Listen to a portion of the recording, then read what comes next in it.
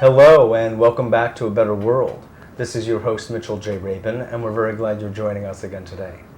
Today we're going to have another very interesting show.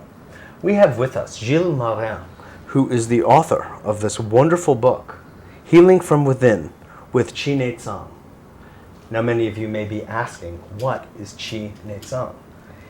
It is an ancient healing art from, of course, China, that Gilles has both mastered and runs a school out of Berkeley, California on the subject. He's got students from all over who come. He's quite an exceptional being who has truly mastered this fine ancient art in his own body. He uses Qigong and other spiritual meditative practices essentially from the world of Taoism while doing the art.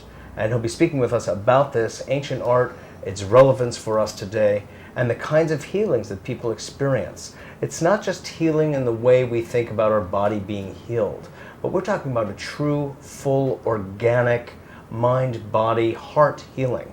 And I can tell you, I just went through it. Gilles was just working on me, doing his magic, and I feel great. I feel like I am living testimony to the high art of this work and of Gilles' mastery of it. And truly that is just with one session. So you'll be hearing more about that as the interview goes on, and I'm sure you'll enjoy it. Gilles, c'est un plaisir. Great to have you. Great to have you. I meant every word I said. Thank you. I feel I feel like it's a nice thing to kind of connect with people on the experiential level. Absolutely. First, and just to say what you're doing, because a man is measured by what he does, you know, and not so much by what he says. And to open up a talking interview with what you've done is the highest testimony as far as I'm concerned. I feel energized, I feel grounded, I feel centered, and I feel sort of like more myself than with just my regular homeostatic method going as it kind of bounces along. That's the whole idea. The whole idea behind healing is to be able to find yourself, your real self. Because most of disease, I really believe, comes from the fact that people comes out of their own way. Meaning that they have their way, their life purpose. They have a life purpose, and they come out of it. I see. Veer of it. And the spirits within people have this way of trying to bring their body back in track. Interesting. And that's how we get sick. We get sick. The sickness itself is not really the problem. The sickness is actually most of the time a healthy reaction. It's an attempt for the spirits to bring back the person what they're supposed to do. In a sense, you could say a sickness, right? Yeah. The sickness is a symptom of a problem, and the problem is that somebody has gone off their life purpose, their calling, which is why they came into existence in the first place. That's right. And usually something, it's quite simple, it's not that you need to know exactly what you're supposed to do in life. No, that's quite impossible. But you need to feel comfortable in whatever you do in life. You need to feel comfortable, you need to feel accepted, you need to feel supported, and you need to feel good about yourself. Yes. And that's really fundamental. Yes, exactly. And as soon as we are put in a situation where those conditions are not met, then that's how the soul starts to hurt. And that's the whole start of we call disease, meaning we don't feel good, we try to readjust with other situation of the condition, and we start to change, quote unquote, not the way we're supposed to change, and that brings sickness. You're no longer at ease. It's really that simple. It's that simple. You're defining it and relying on the wisdom of the ancient Chinese that had this aced. Yes. It really comes through. Yeah. It really comes through. Yeah. Talking about the ancient Chinese, the way I really practice it is not really trying to imitate the old way of the Chinese.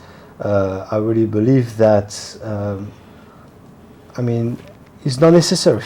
We don't need. I mean, We don't even know how they did it really no, anyway. no, I mean, it's like thousands of years ago. It's not, relevant any longer. We have to find right here, right now, the ways to do it. And, that's the way, that's what Tao means. Tao doesn't mean that we have to do the old ways. No. Old ways is the old ways. It's the ways for the old time. Now it's right now, new days, and we have to adapt to the new situations all the time. Absolutely. Yeah. We talked about that earlier, and I think it's a very valid point. Yeah. What I think, distills, Gilles, from the ancient customs and teachings is the principle involved. Absolutely. That's what we want, Yes. because the principle is constant in an otherwise ever-changing world. That's right. That's why what's important is not the technique. Technique change all the time. You have Yeah. to apply a new technique to a new situation, to a new person all the time. But you have to apply the principle behind the technique. That doesn't change. That's Right, true. exactly. Now, how did you get into Tsang in the first place? What is your story? I've been lucky. Clermont. Lucky, but I think I was lucky because I met always the right person, the right time. I met great people. Good great timing. Teachers, timing. I had no idea I was going to get into that field when I started. I started as a teenager doing martial art. In France, In from France, Nice. and, and always, a teenager wants to do martial arts because he has good reasons. Love Macho anger, reasons. that's right, macho, and things. Yeah. So Insecurities and sort of anger, things like that. Of course, issues to deal with. And I was very lucky because I learned with our old master, André Noke, who learned with the old master in Japan. Mori Wushiba, and what he transmitted to me, Aikido master. Sure. And what I got through him is really the principle of peace, of healing, and use of chi for that.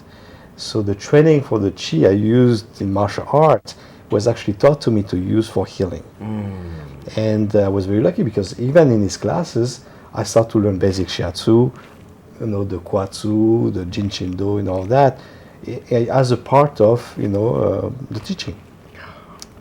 So I was very transmission. lucky. I was very lucky. Yes, you were in the right place at the right time, clearly. That's right. Wow. So when I came here in this country, I got my black belt, and but we're just doing the martial art aspect of it.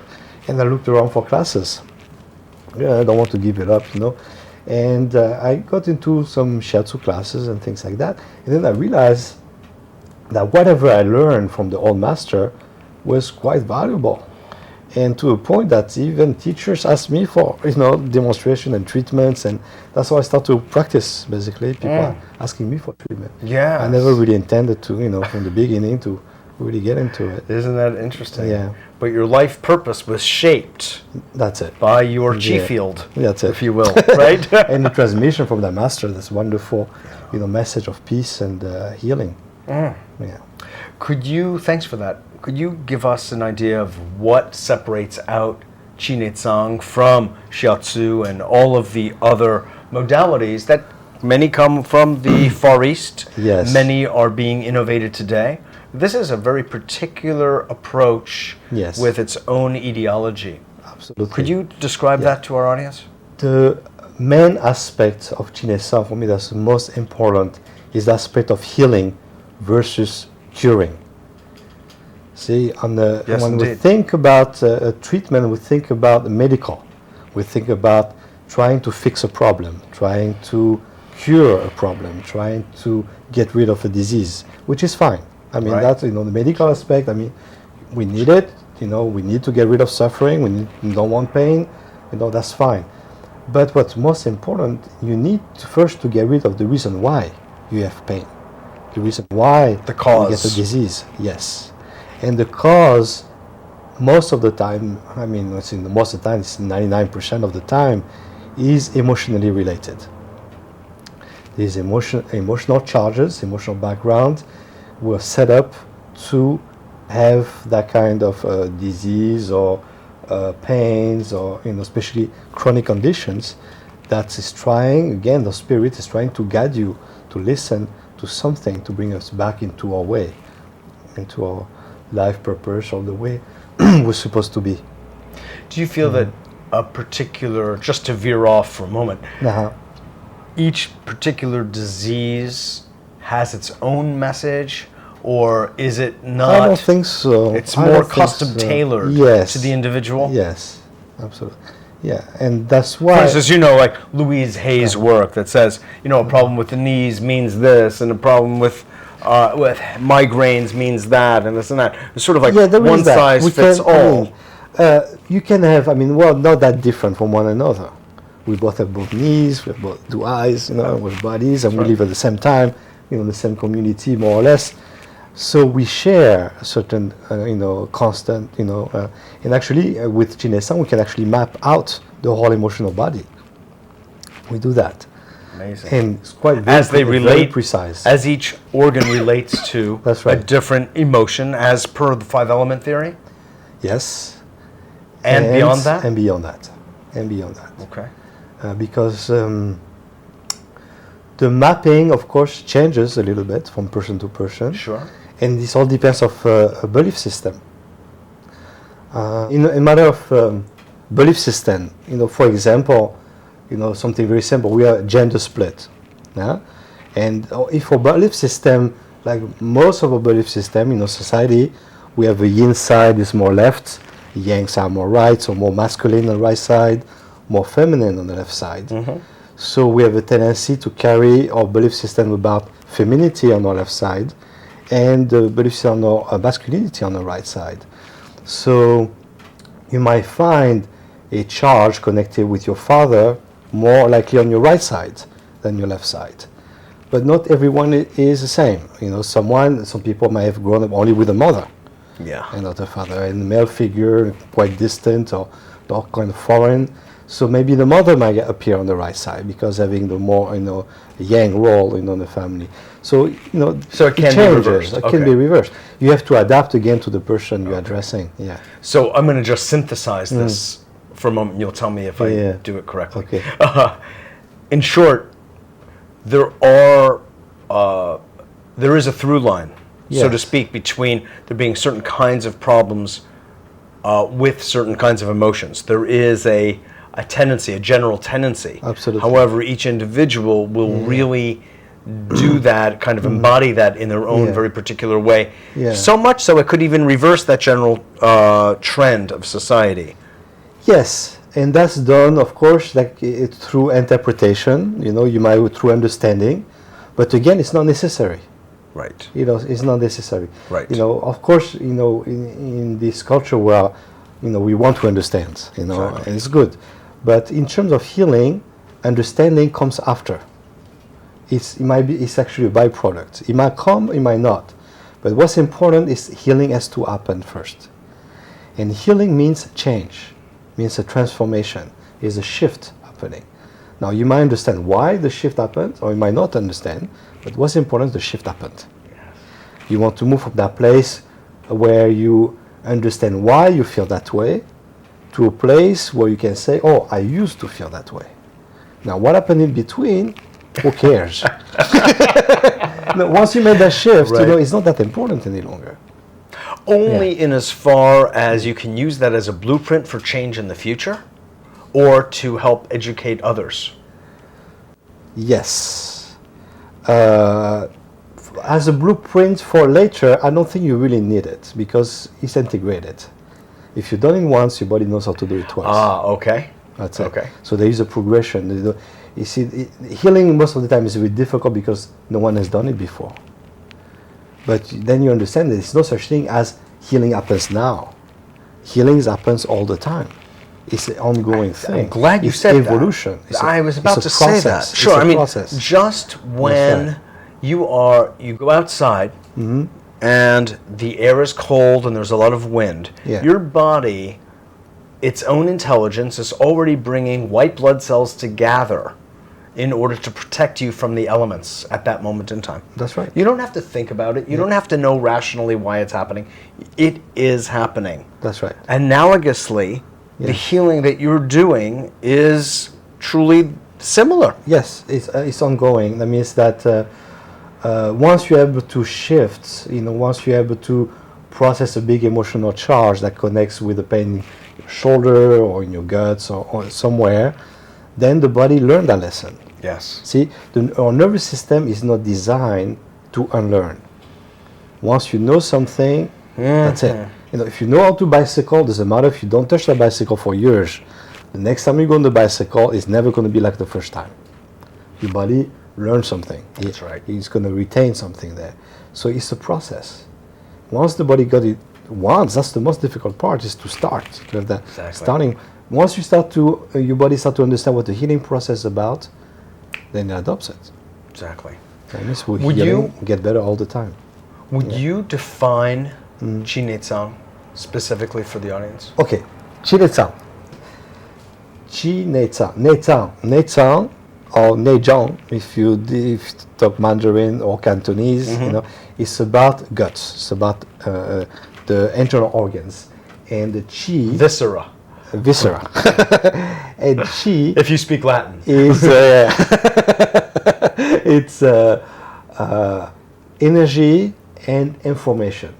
So information, that's the most important part, because it's about the general attitude of the internal organs, and that's where our life force comes out from. And Qi Tsang is the art of working with the information from the internal organs. So that's the inner life, from inner life.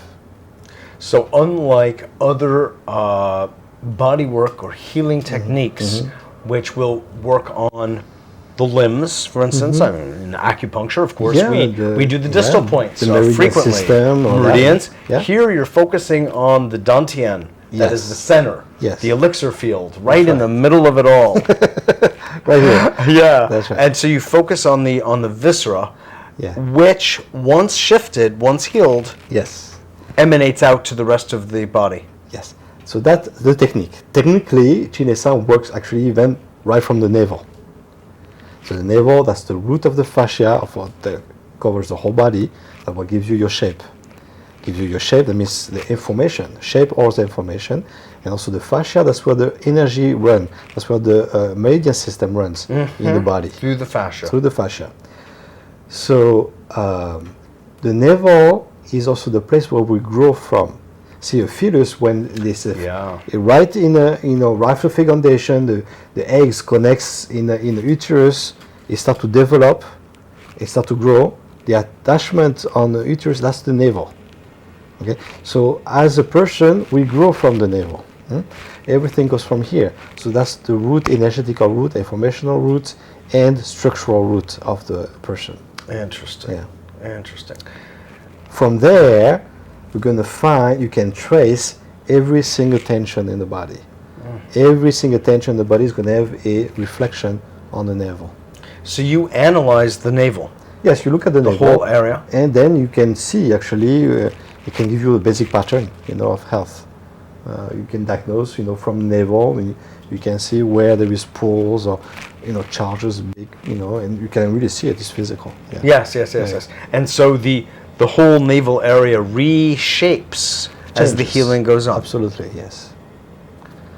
So interesting. And you're never going to see two different and the same navel, impossible, because personality is different. It's incredible. And within the person, they change all the time too. Now, what kind of problems, Gilles, do you see get cleared up through the use of what doesn't, in other words? Okay. Always people I just want to tell you all, folks, that that's right. We're seated with Gilles Marin, who is the author of this wonderful book, who runs an institute of Qi Tsang out in Berkeley, and is also the gentleman who put together this very interesting CD called Sleeping Qigong, where he goes into the real role of sleep in healing. And it's fascinating. Most people take sleeping for granted, yet he goes into another depth, another way of understanding, another level of it. So you can really utilize sleep to its maximum. Heal.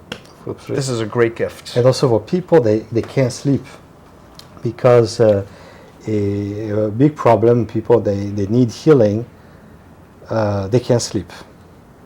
And if you can't sleep, you can't heal. And sleeping, especially nowadays, is a very big problem. Yeah. You know, like I think in the 50s, the average sleeping time in the United States was 9 hours. And now we're under 6 hours. It's very epidemic. Yes. And it's scary because there's no way the body can recover from anything if there is not enough sleep. So there is different meditation, different formulas, from balancing melatonin, serotonin in the brain to working with a dream life in your body, and to be able to induce sleep. There's some formula in there where you can actually sleep on command eventually. I can put myself to sleep in 3 minutes. Really? Wide awake. That's how I travel. I go no jet lag. Wow. It's very That's good. powerful. That's some Qigong I learned from with some Chinese masters. Yes, yes. Yeah. It's probably a good moment to mention that you've had a number of different teachers, from Dr. Stephen Tsang Yes. to Montauk Chia, Montauk Chia. many people know. Yeah. And each one has Li Jung exercised, Feng, the very many, has given you a certain influence and a certain... Oh, yes. In fact, what I'm thinking about now, Gilles, is the use that you make of the fusion and other meditative Taoist techniques that you've learned from Montauk Chia, and apply them in the action of doing the Qi Tsang, and then you teach this also to your students. Absolutely, and that's what makes also the big difference between Qi Tsang and the other modalities, massage therapy. Yes, is that the whole principle of Qigong and meditation is integrated in the practice, technical, hands-on. So Qi Tsang becomes a induced meditation. It becomes an induced Qigong. Yeah. It's transmitted in a sense. Transmitted. And that's why, the most important part of the teaching is not really the technique of Qi Tsang. We can see that the hands getting into the abdomen and doing different things of the organs. The most important part is what's going on behind. It's what really the practitioners does in matter of Qigong and meditation that allows the energy to flow a certain way. Yeah. So interesting. Yeah. What is the relationship between this practice and longevity? What have you seen in that domain? Longevity, that's a big subject. Okay. Americans love this subject, Dr. Tsang, there's a good anecdote here. Dr. Tsang made a very good tea called Long Life Tea. You probably find it now because he sold it to another company. Yes. Long Life now. Oh, sure. Right. And always in his classes, someone always to ask, Dr. Tsang, what is the story about, Long Life Tea, And I remember Dr. Tsang is a very good person, and he always same answer. Say, my tea is a very good tea. If you drink my tea, you relax, you enjoy life, and makes your life longer because you enjoy it more. You want to extend it. Yes. So if you actually relax and slow down, your life gets longer. So the length of life is not counted in number of years. The length of life is more like in the richness of life and the quality of life. Exactly. The only way not to die is not to be born. Then you're really immortal. Well put. As soon as we're born, we're gonna die sometime, and some people think they know already when, it's like, it doesn't matter. What's important is what happens in between. So you think that even the Taoist teachings of physical immortality are not so rich? Oh, yes, it is. Oh, okay. Another turn of the page. No. Immortality, the way the Taoist is taught also, is to be taken also figuratively, of course. All the immortals, passed on. There's like hundreds of saints. Sure. And immortals, so much immortals. Yes. What's important is to develop the immortality of the soul. And so that's a cultivation that's done when you do Qigong, when you do meditation, when you learn to build your energy body, your soul body, in a way that you can bring in it to enrich it with your consciousness. And so with that consciousness, eventually what they call immortality, that's when you're able to transmit the consciousness to wherever else you go after you die. Sure, sure. But you will after die. the physical body, but you will. No matter what, folks, right? That's right. The physical body enters and it leaves the stage. That's right. Sure. I mean, even the Earth one day is going to die. So I mean, what are you going to do? Exactly. Still exactly. around. Hold on to what? You know? Yeah, no, It's that's true. not It's all true. right. But this is really fabulous work, and it merits actually a number of interviews because the material is so rich. Oh, it's very rich, and yes. it has such depth that it's really hard to capture it in this. But I feel that we have at least given some indication. But if in our closing moments, I had asked the question, what kind of conditions have you seen clear up from the work that you do and your students do? It's not the same. People always ask me, can you cure constipation? Can you cure a heart problem? Can you cure? I say, no. I'm not treating symptoms. I'm treating you. I'm treating a person. Right. So as long as a person is alive, whatever is going on in that person, there is room for a change. I worked on that person that was actually scheduled for heart transplant. And after less than half a dozen treatments, he could go jogging. And no need for heart transplant. He came, in a wheelchair with air, oxygen mask and everything. A psychotherapist. You brought him into his body, where we belong. And in less, in a month and a half, he gained his health back. Yeah. Oh, it's beautiful. Gilles, it has been a pleasure and an honor to have you on. It's my pleasure. And, please continue this work. Thank you. Because it's helping so many people. All right. So, this is something truly worth reading. Pick up if you can. Contact Gilles if you'd like on the website that will be put on after this. This is Mitchell J. Rabin for A Better World. Thanks so much for joining us, and we look forward to seeing you all next week.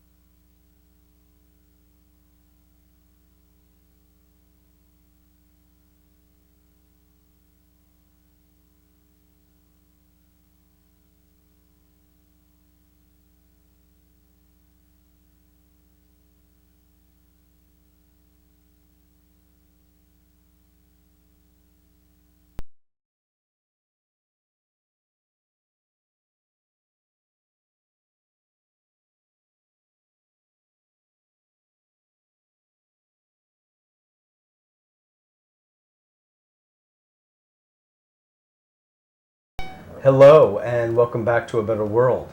This is your host, Mitchell J. Rabin, and we're very glad that you're joining us again today.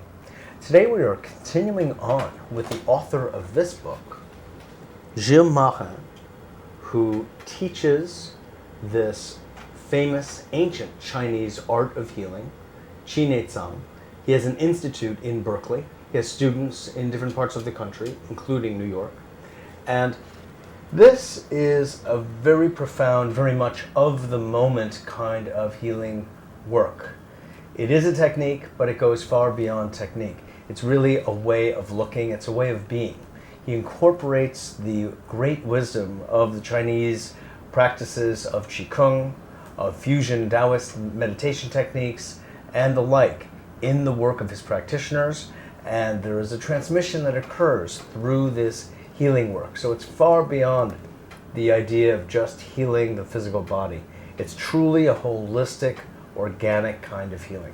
So we're very glad to have Gilles back with us as we'll go into another level of depth in this interview about this work. Gilles, enchanté. Hello, Mitchell. Great to have you. Great to have you. As you see, I feel rather impassioned about this because maybe at first because of your passion. Yes. And in fact, I feel that the work that integrates the mind with the body and the emotional life and truly fuses them together is really the healing of the future. We've been compartmentalized for so long now, over the past couple of hundred years, that we've lost the true holistic systemic relationship Yes. all parts have with each other and the individual has with the cosmos. Yes. I feel that you're helping to reground that, as it were, and the work of the Institute is doing this. Yes. It's the meaning of healing. Healing means, again, it's not about fixing. It's about really bringing the person together with oneself. Sure. It's Under one person. roof, so to speak. That's it. Yes. Yeah. So be able to not really, people have a funny idea what integrity means. Integrity, you should be Yes. You have to think this way, feel that way, and everything else. No, that's not me. No, it's actually really the reverse. Integrity in the world of healing is really to reintegrate all those dark parts of ourselves. It's really to reconnect with all those alienated part of ourselves that we deny the right to be, and really to realize that yes, of course, this is the way I feel, and therefore yes, it's the part of myself. And that way, that's the way we actually we connect with the rest of the world. Yes. Because we are the world. Everything going on in the world goes on inside here. Anything we think is wrong out there, it's not out there. We need to fix it. It's in here first. And really the work of healing starts here, Yes. within ourselves. I think that is so true. Yeah. Now, when you went and started working on me, by the way, the work of Tsang happens primarily in the abdomen, around the abdomen, and the torso.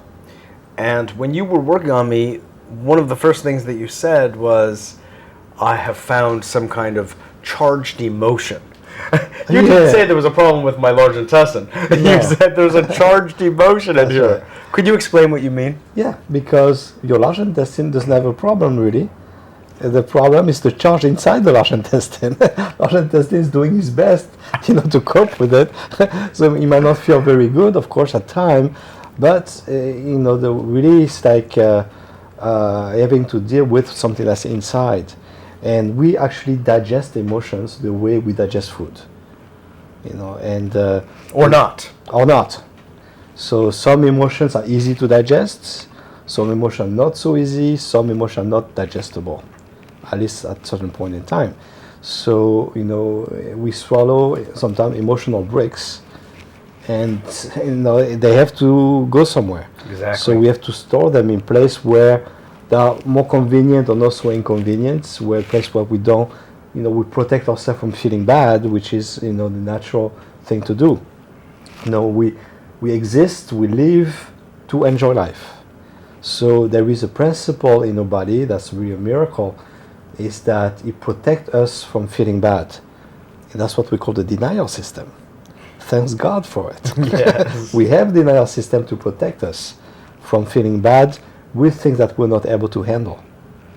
So we put things literally into place in our parts of our body that's, those parts of the body, we stop breathing a little bit there, we stop feeling, we contract a little bit around, and we put our body in position where we're not going to feel so bad. We But kind the of work problem- around it. That's a work around it. Devitalize Yeah. it also. Yes, so that part of the body we contract, we don't breathe so much, and we stop feeling it, which is okay. We're not going to feel bad there. But the problem is that we're not going to feel good either.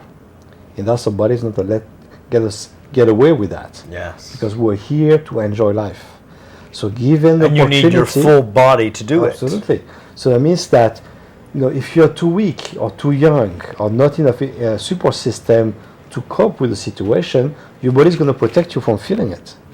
But as soon as you're mature enough, you have a stronger support system, and you're able to cope with that charge, then your body's going to want you to take care of it. Yes, yes. So it's not that you have to suffer. No, you have to be able to digest that charge. So eventually, that part of the body that's holding the charge is able to enjoy itself again.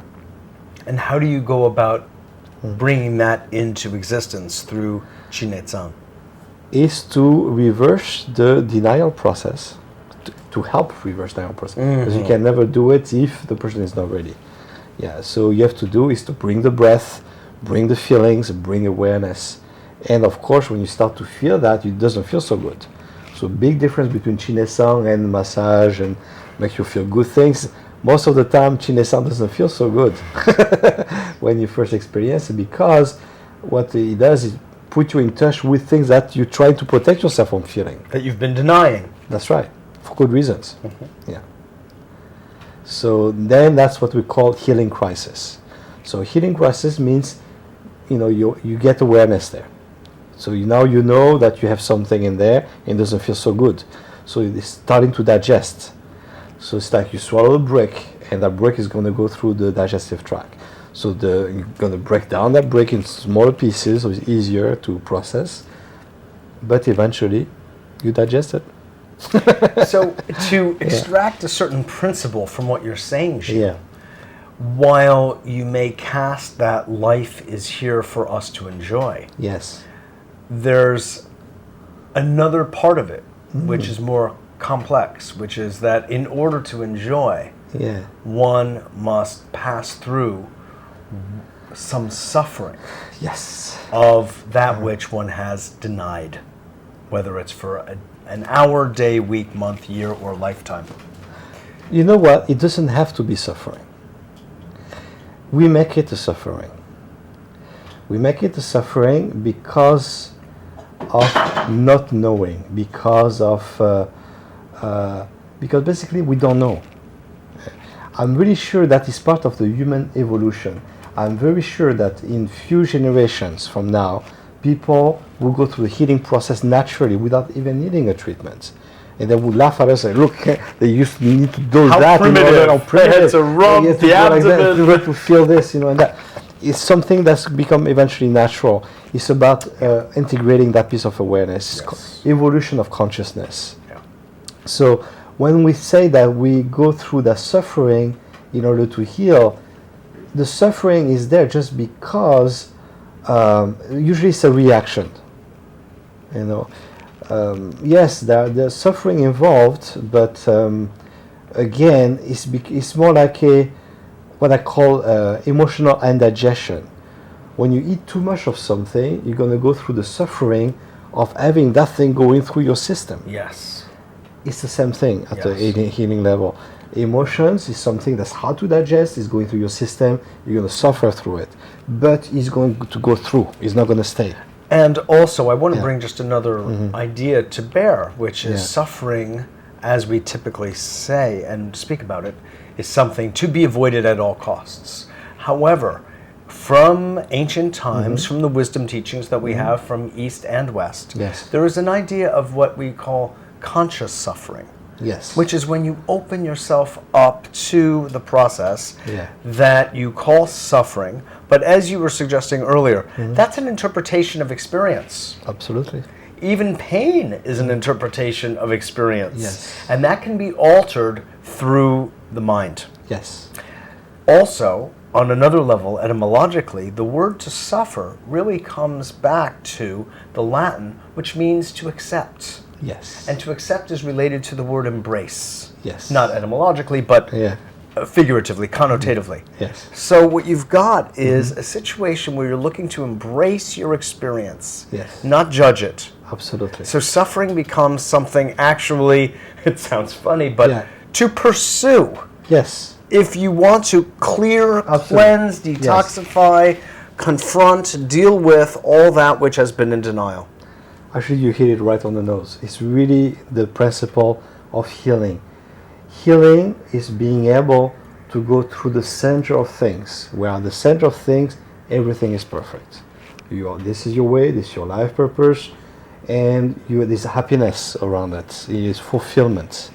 Now, around that core, there is all this wrapping made of all those emotional charges, issues that we inherited even from our parents, grandparents, culture, whatever hang up we have. Yes. That involves, creating pain. Yes. And creating pain in the world, creating pain in the body is the same. Yes. So in order to heal, you need to get to that core. But in order to get to that core, you have to break through all that wrapping. Yes. And that's the wrapping that's painful. And so when you press your hand in, and by the way, Gilles, when he puts his hand on you, he doesn't really put it on you. He puts it in you. It starts to But no go. pain. No pain. C'est magique. It goes through a place that you didn't know existed, right to the spine. Now, when you do that, what actually would you say you're doing? It's very hard to explain because what you see is very spectacular. Of course, you see my hand going all the way inside the abdomen. But as you felt, you don't even know that I'm there. Not at all. So that means there's no position. So all I'm doing is to follow you. See, I'm not breaking through. I'm not forcing my hand to get inside. I'm just knocking on the door and wait for you to open. And when I enter, it was important not for me to enter. Is to have you enter with me and to make that contact. So it's an agreement. It's an agreement. Between the practitioner and the healee. That's right. Yeah. So I'm not forcing my way in. I can go only as far as you can bring me. Yeah. Fascinating and fabulous work. There's a whole other part that is next door, adjacent to what we're talking about, which is the subject of detoxification, and cleaning and cleansing and clearing. Yes. Would you please speak to that subject as it relates to Tsang? Absolutely. That actually relates to Tsang and healing in general. Think about it. Why do we get toxified? We have a liver, we have a lymphatic system, we have kidneys, your whole body is designed not to get toxified. Sure. So when we toxify, we're following a strategy. See, our body is perfectly designed to be in perfect alignments under gravity when we stand. Okay? It takes a tremendous amount of effort for the body to be out of alignment. Do you know too many people with out of alignment? Yes. I don't know anyone that's a perfect alignment. Yes. So that means that we have to work hard at being toxic. We have to work hard as being out of alignment.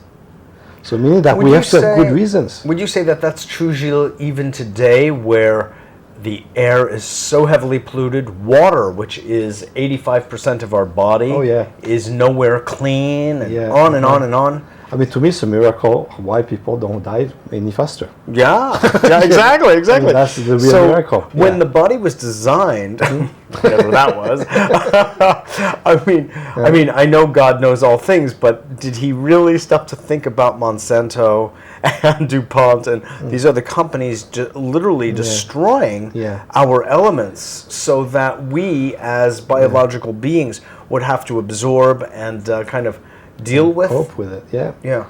So that's how I understand. Yeah, to me, it's a miracle. The real miracle is the capacity of adaptation of the body. Yes. And of course, it can adapt more or less, comfortably to a situation. Sure. And yes, we're all suffering from pollution and, all kind of things. Tremendous emotional distress. Absolutely. But really, ultimately, what's most important in healing is not so much the physical pollution, but mental and emotional pollution, spiritual pollution. Yes. And I really believe that what's going on in the world in terms of pollution is a direct result of what we do with ourselves internally. All my students, everyone I worked on, as soon as you start to go through the healing process, they change. People all of a sudden recycle. Not that they feel that they have to recycle, but they feel like it's easy to do because it's already going on in their body. You learn to detoxify, you learn to take care of yourself. Well, you start to recycle your bottles, you start to recycle your paper. It becomes like a matter of principle. And it's natural. Whatever happens here starts to happen on the outer, life. Yeah. You make it easy. Absolutely. For the body, and the body naturally extends that wisdom outwardly. Outwardly. Yeah.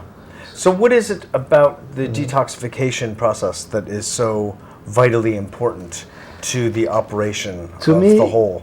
Actually, it's not really detoxifying that's important, it's the process of it. Because by detoxifying, what we do, we're taking out those layers, this wrapping that we put on ourselves to mask ourselves. See, those layers actually mask, actually wrappings, are things that we hide behind. Yes. So the process of detoxifying is actually a process of recognition of ourselves. And that's the most important part. I see. Yes. That's interesting.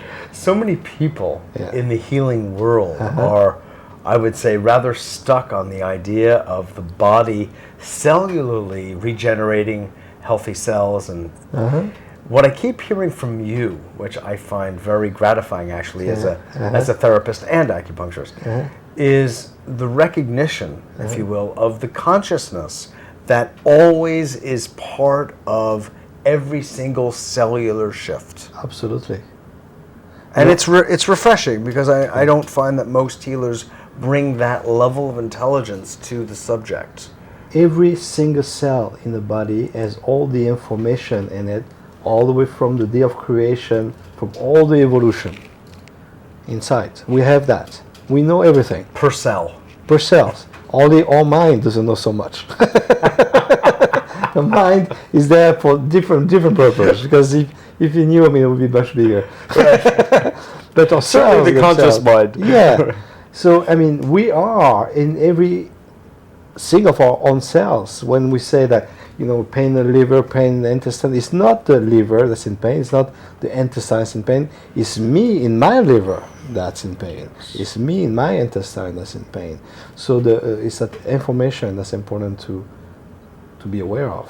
You find in your 20 years plus experience that it's not so much what people eat as much as how they eat it. How they eat it. And whether they digest is important too. What they eat is important. Yeah. But it's individual. No one can tell you what to eat. Only you know. Only your body knows what it needs. Mm-hmm. So instead of asking people what you should eat, smell the food. See how you feel. Think what kind of. See, the appetite is the notion of appetite. Appetite is your guide. Yes. Appetite is actually a good appetite has always been a sign of good health. That's right. Now people are scared of it because say appetite means I'm going to eat too much. No, that's cravings. It's different. See, appetite is going to tell you what to eat, how much, and when. The best food always going to change. Mm-hmm.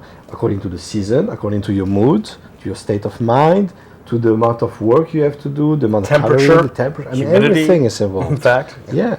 So your body knows exactly what it needs, but it's going to make you feel it, not understand it.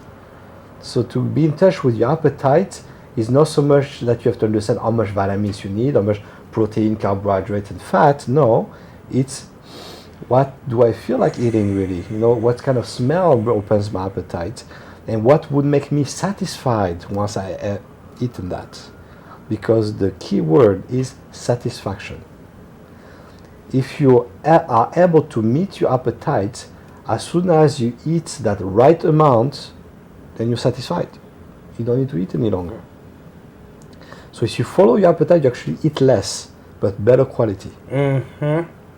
Interesting. Yes. In fact, since we were playing a little game with words here, the word satisfaction comes from the Latin satis, which means enough. Yes. That's what it means. That's all you need. You've had enough. That's it. You have enough.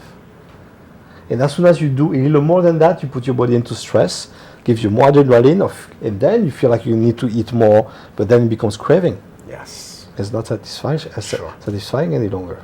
It's a different operation. Because you don't feel good altogether. after. Yeah. Exactly. Yeah.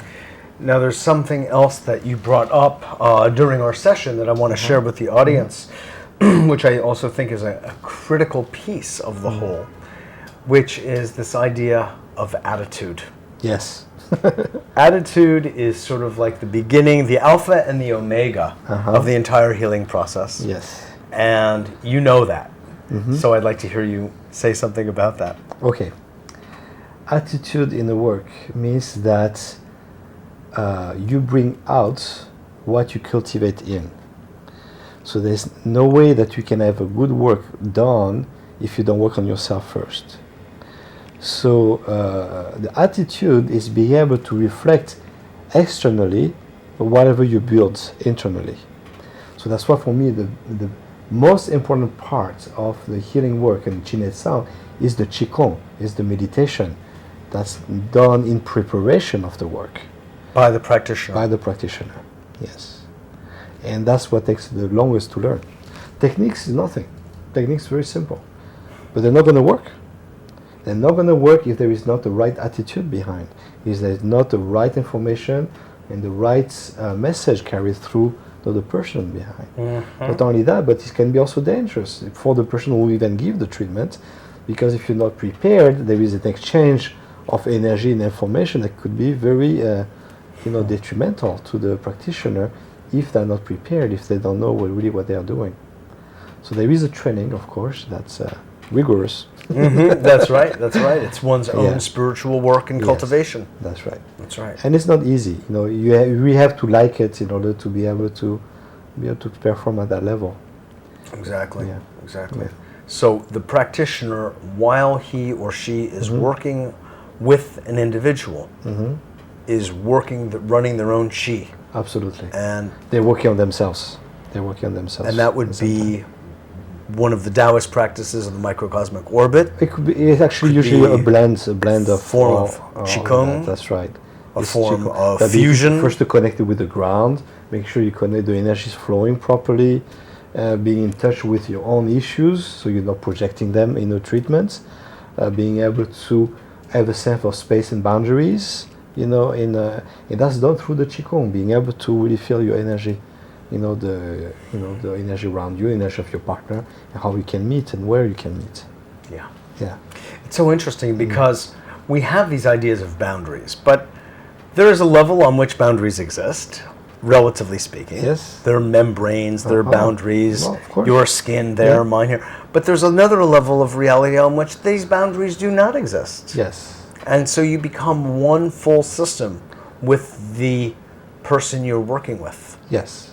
Just as in a sense we become a system here. That's right. In conversation. Yes. We form our own entity, our own system, energetic system. Yes, boundaries is actually a very important concept because it's a mind thing. Yes. It's actually the awareness. Yes. There's boundaries, physical, there's mental, there's emotional, there's spiritual, in different layers of it, in different levels. They all exist. The training is made to make that awareness of those boundaries. Because again, if you're not trained to really feel them, you won't. Some people are trained to see auras, that's fine.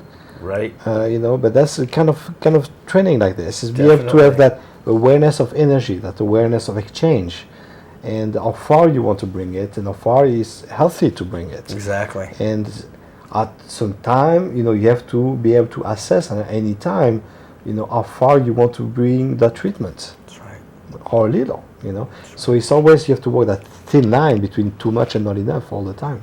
Right, Yeah. exactly. Yeah. Well, this has been wonderful. We're just about out of time, even though time is endless. There's a boundary for you. I want to just bring to bear one other thought in our few last moments that I think is very important, that I feel I've been reminded of very potently by you through the work that we did together here, which is this idea that feeling is an incredible source of information. Yes. That while people think that what they gather mentally is so vitally important, as in knowledge, it is true. Yes. But feeling, you keep referring to it as the gateway, so to speak, to back to health. Is that a sound Real statement? information is what you really feel is right. What It you has to feel be- is right. Feel it. Yeah.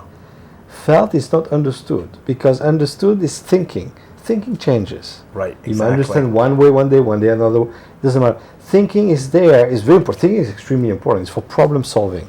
That's right. But anything you think about, you're going to make it a problem so you can solve it. Now, in terms of health, not everything is a problem. And especially when you talk about emotions by themselves are not a problem because they're not rational. To make it a problem, you would have to have something rational to deal with. That's right. Emotions are not rational. Therefore, you can approach them as a problem. But you have to acknowledge them on the felt level in order to be able to grow out of them. Exactly. That's the very process of healing emotionally is to outgrow your emotion, not to solve them. Exactly. Yeah. I know it's irrational, but I have to end the interview now. No problem. Again, it's been It's been a true pleasure to have you on, and please Thank keep you. up the great work. It's wonderful. All right, thank you. We've been speaking with the author of this excellent book, Gilles Marin, who wrote this book, Healing from Within. It leads you through the wisdom of Tsang. Thanks so much for joining us. This is Mitchell J. Rabin for A Better World, and we look forward to seeing you all next week.